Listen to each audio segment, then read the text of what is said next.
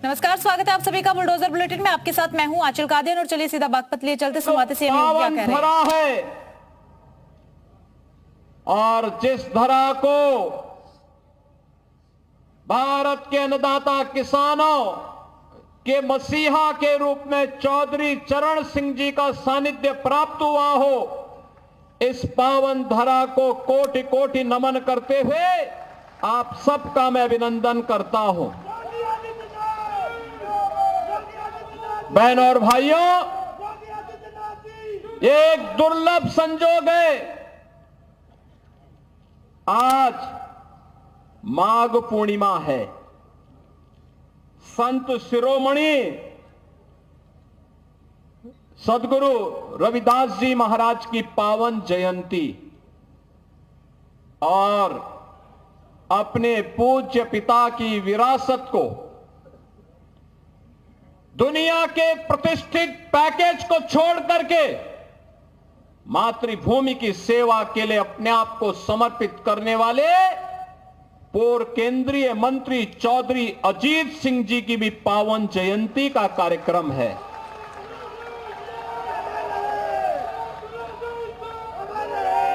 उनकी पावन जयंती के अवसर पर आज हमें यहां पर चौधरी साहब की इस पावन भव्य प्रतिमा के लोकार्पण का अवसर प्राप्त हुआ।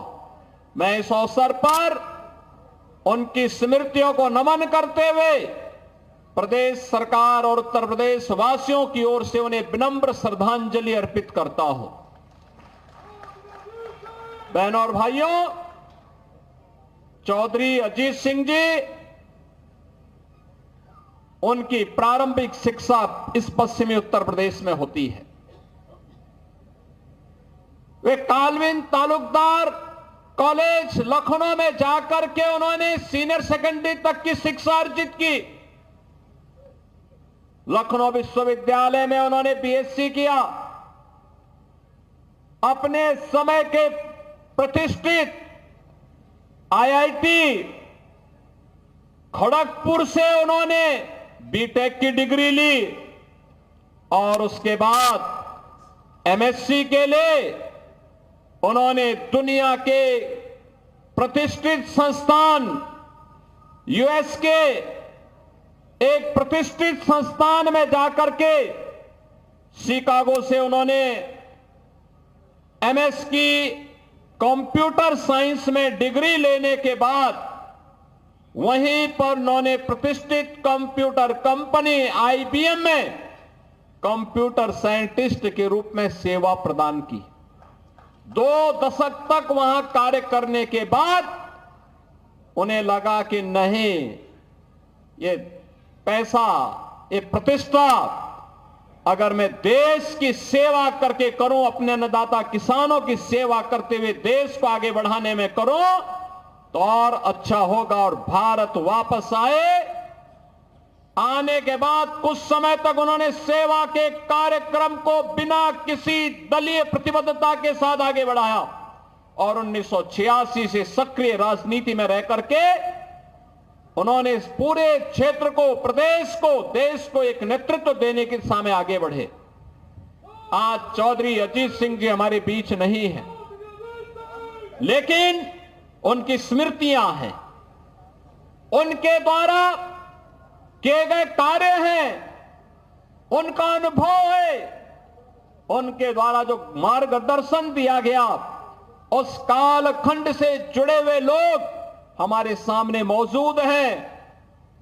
उस समय के युवाओं को, उनको जो नेतृत्व उन्होंने दिया था, वे आज जीवन के अलग अलग क्षेत्र में कार्य कर रहे हैं। उन सभी कार्यक्रमों को आगे बढ़ाते हुए आज केंद्र और राज्य सरकार चौधरी चरण सिंह जी की, चौधरी अजीत सिंह जी के इन कार्यक्रमों को आगे बढ़ाने का कार्य कर रही है। यही डबल इंजन सरकार की एक ताकत है और उस ताकत को आगे बढ़ाते हुए मुझे प्रसन्नता की अनुभूति हो रही है। बहनों और भाइयों, आज मैंने यहां पर देखा है बहुत भव्य प्रतिमा चौधरी अजीत सिंह जी की यहां पर लगी है और सचमुच ये पहली प्रतिमा, मुझे बताया गया पहली प्रतिमा यहां पर लगाई गई है। सचमुच और प्रतिभा इस बात को दिखाती है। चौधरी अजीत सिंह जी में एक तेवर था, एक किसान का तेवर था। वे एक टेक्नोक्रेट थे, वे एक साइंटिस्ट थे, और कंप्यूटर साइंस के बारे में जब देश में ना के बराबर लोग जानकारी लेते थे, तब उन्होंने दुनिया की प्रतिष्ठित कंपनी के माध्यम से डिग्री लेकर के कंपनी के माध्यम से इस फील्ड में प्रवेश किया था। देश के जब इन्हें चुने गिने लोग कंप्यूटर साइंस के बारे में जानकारी लेते थे, उस समय उन्होंने डिग्री लेकर के दुनिया में इस कार्यक्रम को आगे बढ़ाया। लेकिन जब देश को आवश्यकता पड़ी उनकी सेवाओं की, उस पैकेज को ठोकर मार करके वापस अपने देश में आए और फिर देश की सेवा करते हुए उन्होंने पूरा जीवन अन्नदाता किसानों के लिए, युवाओं के लिए, भारत के विकास के लिए जीवन के भारत सरकार के अलग अलग मंत्रालयों को नेतृत्व देते हुए उन्होंने इस कार्यक्रम को आगे बढ़ाया। आज वे हमारे बीच नहीं है, लेकिन उनकी स्मृतियां हमारे बीच में हैं, उनका मार्गदर्शन हमारे बीच में है, उनके द्वारा किए गए कार्य हमारे बीच में हैं। उससे प्रेरणा लेकर के आगे बढ़ने की आवश्यकता है। बागपत तो उनके हृदय में बसता था, लगातार यहां के विकास के लिए चिंतित रहते थे। आज जो विकास हम पश्चिमी उत्तर प्रदेश में करा पा रहे हैं, ये चौधरी चरण सिंह जी को उनके द्वारा प्रदेश के अंदर मुख्यमंत्री के रूप में, केंद्रीय मंत्री के रूप में उनका जो मार्गदर्शन उस कालखंड में प्राप्त हुआ, उनके संदर्भों को लेकर के ही हम आगे बढ़ पाते हैं। और आज मुझे बताते हुए प्रसन्नता है, बहनों और भाइयों, आज जब हम यहां पर उपस्थित हैं, मुझे बताते हुए प्रसन्नता है कि आज यहां पर जब हम एकत्र हुए हैं, तो यहां पर आज 350 करोड़ रुपए से अधिक की परियोजनाओं का लोकार्पण भी हम लोग बागपत जनपद के लिए कर रहे हैं। मैं इसके लिए यहां के माननीय सांसद जी को, माननीय विधायकों को, माननीय जयंत जी को, सभी अन्य माननीयों को हृदय से बधाई देता हूं। आप सभी को अपनी शुभकामना देता हूं। बहनों और भाइयों, आज मुझे बताते हुए प्रसन्नता है कि यहां पर विकास की इन बड़ी बड़ी परियोजनाओं के साथ कनेक्टिविटी की योजना भी है, नए संस्थान बनाने के कार्यक्रम भी है, सड़कों के निर्माण का कार्यक्रम भी है। ये बागपत का तो अपना इतिहास है। याद करिए, 5000 साल पहले जब दुनिया में अंधकार था, दुनिया को किसी प्रकार की कोई जानकारी नहीं थी, तब 5000 साल पहले पांडवों ने जो 5 गांव मांगे थे, उनमें से बागपत एक गांव था, बागपत एक था। किसका इतिहास है? 5000 साल पहले का। दुनिया के अंदर कोई कितना भी विकसित देश क्यों ना हो, कोई अपने 500 साल का बताएगा, कोई 700 साल का बताएगा, कोई 1400 साल का बताएगा, कोई 1500 साल का बताएगा, कोई 2000 साल का बताएगा। इससे ज्यादा कोई नहीं बता सकता। और बागपतवासी आप तो बोल सकते हैं कि भगवान कृष्ण ने पांडवों के लिए जिन 5 गांवों को मांगा था, उनमें से बागपत एक था। अगर हमारे इतिहास को देखना हो तो बागपत में भी आकर के आप देख लें। लेकिन बहनों और भाइयों, एक तरफ आप सभी अपनी मेहनत से, हमारा अन्नदाता किसान अपनी मेहनत से, अपने खून और पसीने की कमाई से विकास में योगदान दे रहा है। प्रधानमंत्री मोदी जी के विजन को प्रभावी ढंग से आगे बढ़ाने का काम कर रहा है। बागपत हो या मेरठ, बुलंदशहर हो या फिर गाजियाबाद, नोएडा या फिर हापुड़ या बिजनौर, मुजफ्फरनगर, शामली या सहारनपुर, इन सभी जनपदों के विकास के लिए लगातार कार्य कर रहा है। यहां का नौजवान लगा हुआ है, कार्य कर रहा है। और दूसरी तरफ कुछ लोग हैं जिनको ये विकास अच्छा नहीं लग रहा है। बहन और भाइयों, उनको अच्छा नहीं लगता। आपको बताते हुए मुझे बहुत प्रसन्नता की अनुभूति हो रही है। इस सदी का महाकुंभ चल रहा है प्रयागराज में। प्रयागराज महाकुंभ में आज माघी पूर्णिमा के अवसर पर भी करोड़ों लोग स्नान कर रहे हैं। प्रातः 4 बजे से ही मैं उस व्यवस्था में लगा था। मेरे सामने कल एक परसों असमंजस की स्थिति थी कि मैं यहां पे प्रतिमा अनावरण कार्यक्रम में आ पाऊंगा कि नहीं आ पाऊंगा।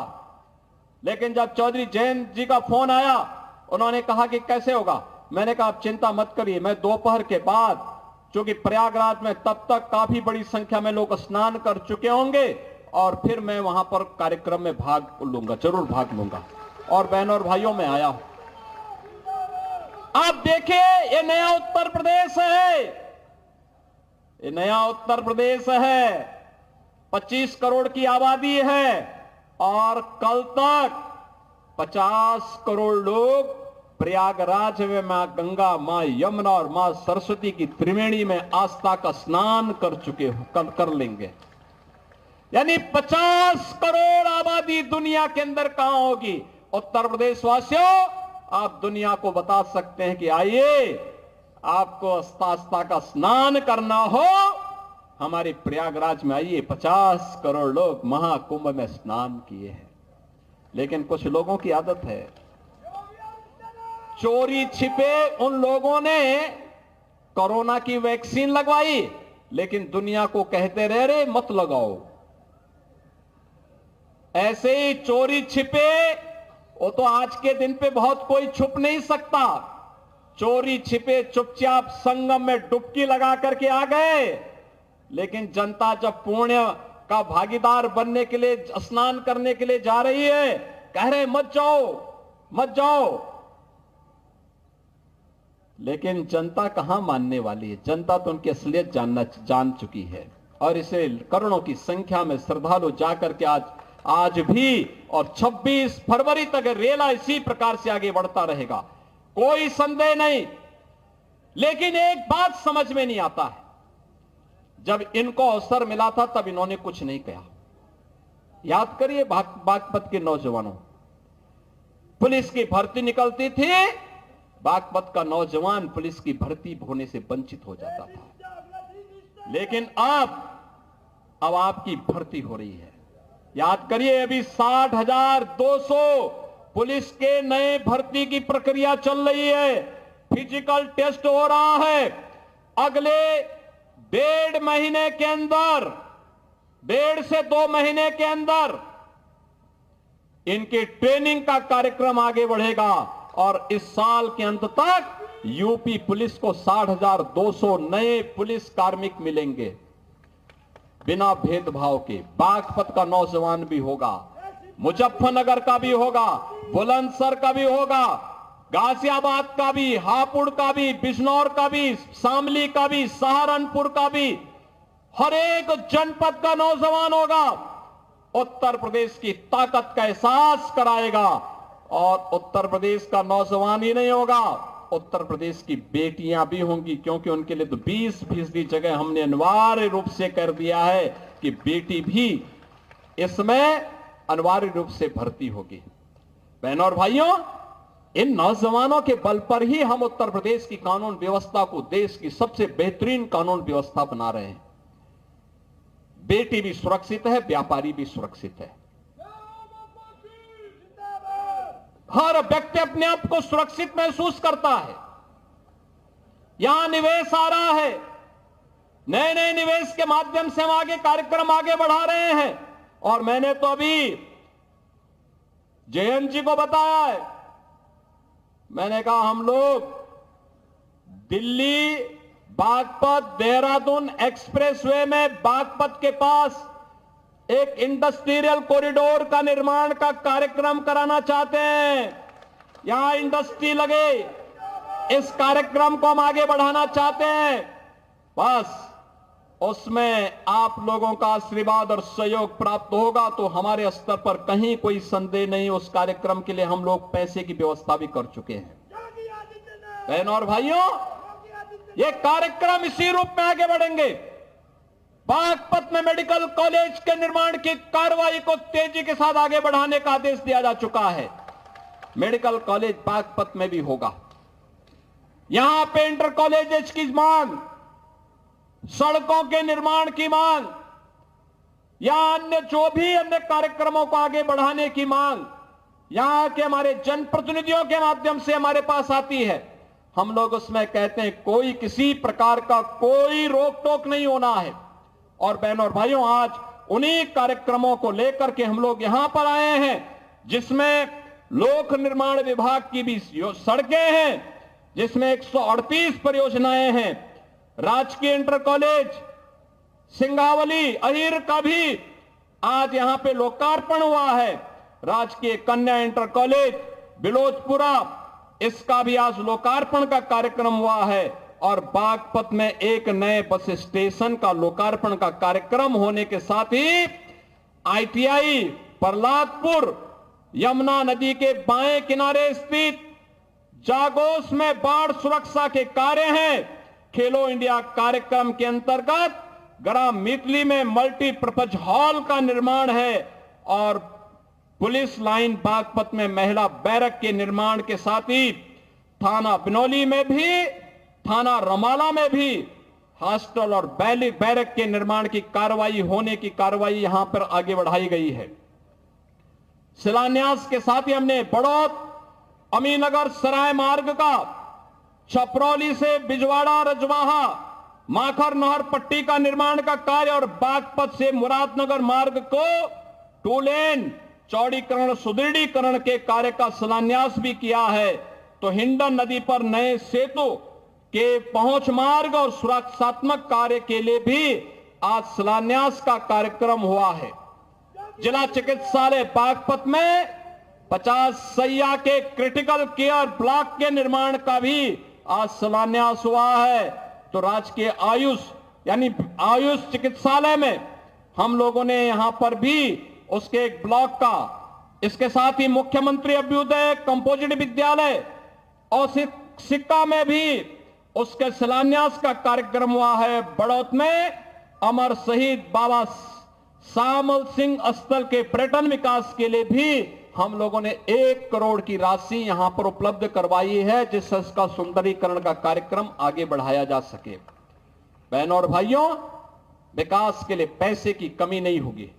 मुझे तो केवल आपसे एक बात कहनी है और वह ये कहनी है कि यहां पर हम लोगों ने सचमुच यहां का हमारा अन्नदाता किसान अपनी मेहनत से उसने खेती के नए तकनीक को अपना करके कैसे विकास की बुलंदियों को और आमदनी को कैसे बढ़ाया जा सकता है, कोई सीखे तो हमारे यहां पश्चिम के किसानों से सीख सकता है।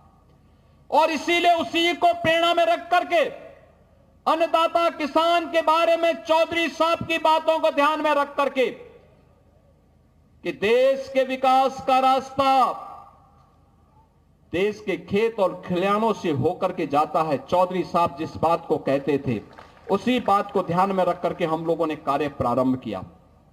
मुझे बताते हुए प्रसन्नता है कि यहां पर अब तक रमाला चीनी मिल के पुनरुद्धार के साथ ही हम लोगों ने से 5000 टीडीसी की पहले ही हम कर चुके हैं और साथ साथ 27 मेगावाट का कोजन प्लांट भी, जिसमें विद्युत संयंत्र उससे लगा करके उसके माध्यम से ऊर्जा उत्पादन के केंद्र के रूप में भी उसे विकसित करने का काम किया गया है। और मुझे बताते हुए प्रसन्नता है बहनों और भाइयों, एक आंकड़ा जरूर आप लोग नोट करना।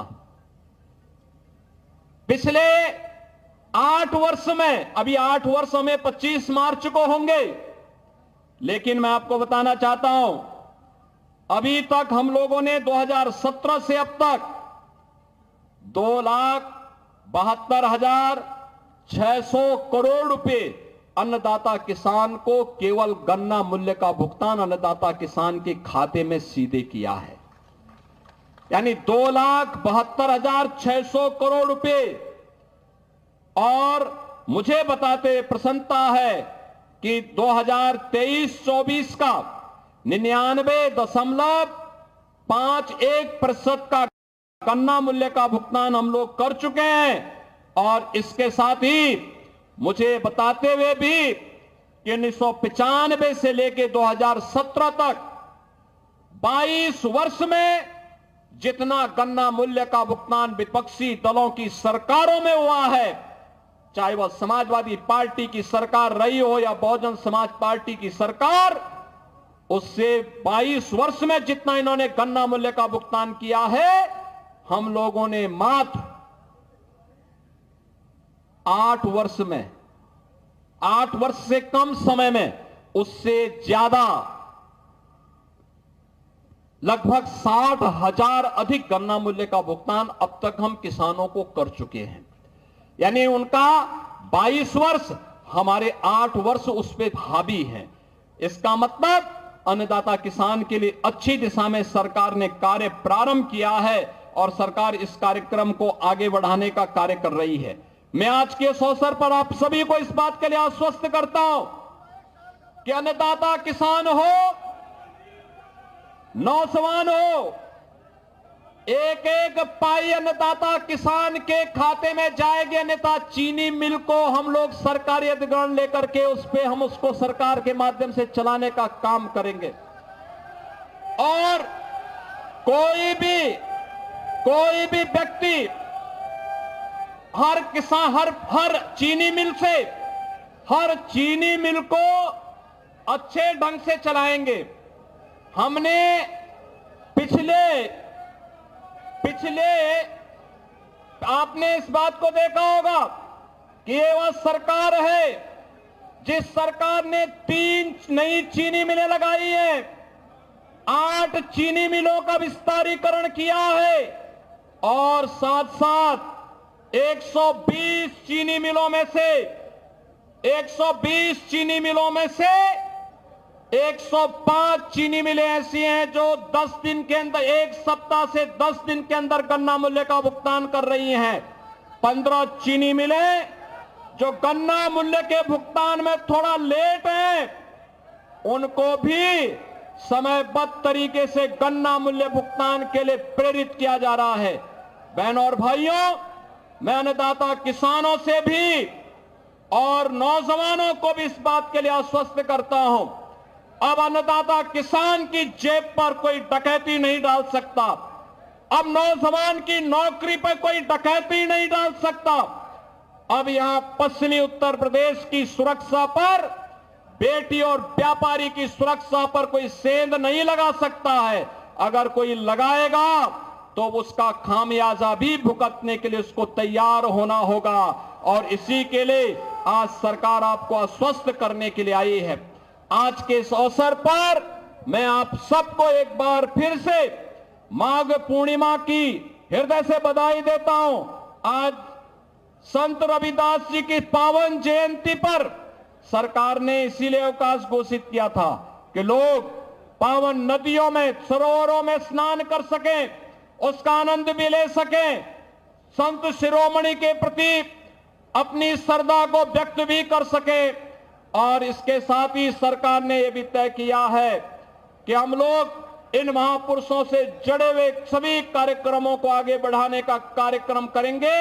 मैं एक बार फिर से अन्नदाता किसानों के प्रति पूरा जीवन समर्पित करने वाले चौधरी अजीत सिंह जी की इस पावन जयंती के अवसर पर उनकी प्रतिमा अनावरण कार्यक्रम में उनके प्रति एक बार फिर से विनम्र श्रद्धांजलि अर्पित करते हुए अपनी वाणी को विराम देता हूं। मेरे साथ बोलेंगे भारत माता की, भारत माता की, भारत माता की, वंदे वंदे वंदे। जनपद बागपत की धरती माननीय। तो देखिए, सीएम योगी आदित्यनाथ को आप सुन रहे थे, उनकी तरफ से जिक्र किया गया है यूपी पुलिस में बिना भेदभाव के भर्ती हो रही है। पुलिस में हर जिले का नौजवान होगा, ना केवल एक जगह पर फोकस किया जाएगा। यूपी की बेटियों को भी पुलिस में भर्ती जो है वो मिलेगी। यूपी में नए नए निवेश आ रहे हैं और सभी निवेशों पर काम भी किया जा रहा है। बागपत का जिक्र करते हुए कहा कि इंडस्ट्री लगाने के लिए काम करेंगे। और अजीत सिंह की जब करके तारीफ करते हुए नजर आए, उस दौर को भी याद किया जब अजीत सिंह अपना लाखों करोड़ों का पैकेज छोड़ करके देश के लिए आए थे।